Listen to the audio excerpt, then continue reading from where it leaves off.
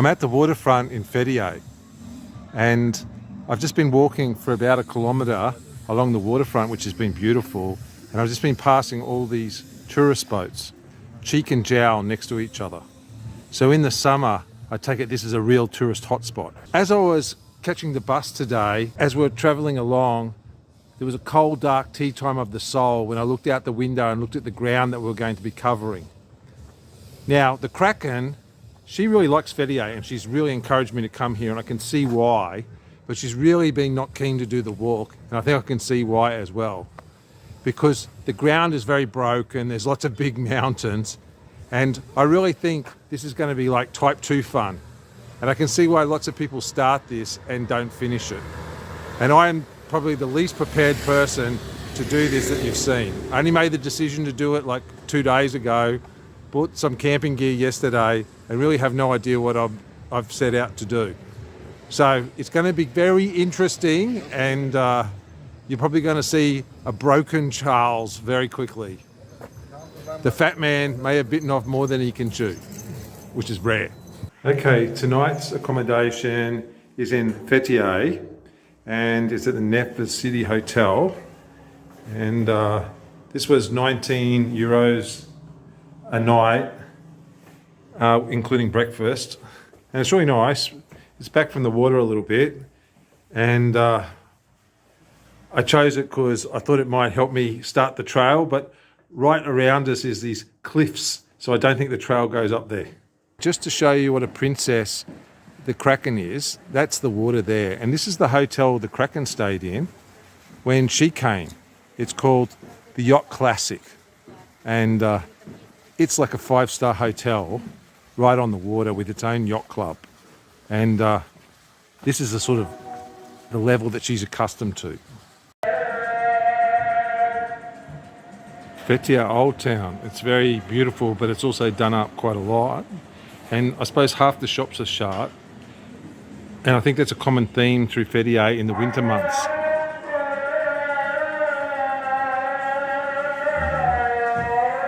One of the beautiful things about being in a Muslim country is the call to prayer.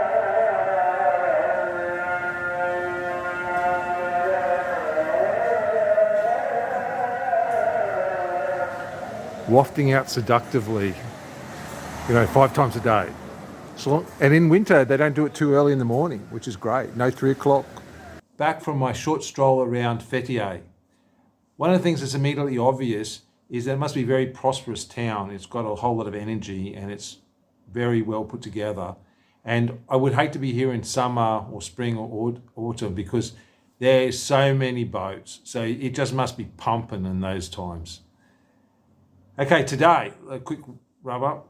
So I caught the bus from Antalya to Fethiye, and the bus station in Antalya is just outside of town.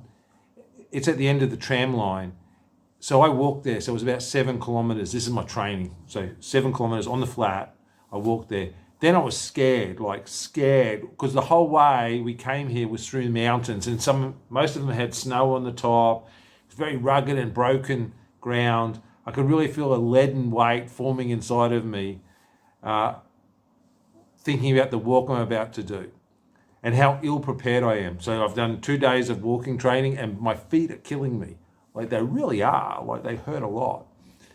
So, I don't know. It's going to be interesting, but I'm sure it'll still be type 2 fun. And what else?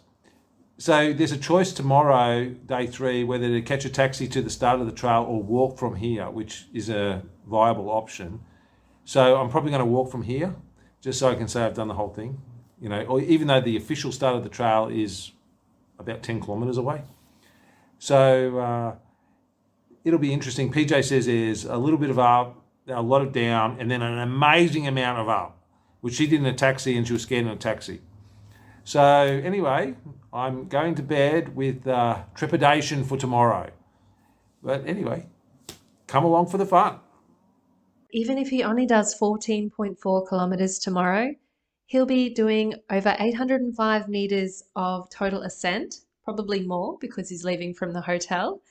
And it's just enough to crush his spirit because the first ascent it doesn't last very long, and then you lose almost all of the elevation gain that you've achieved so far, and you have to do it again. So I'm looking forward to tomorrow.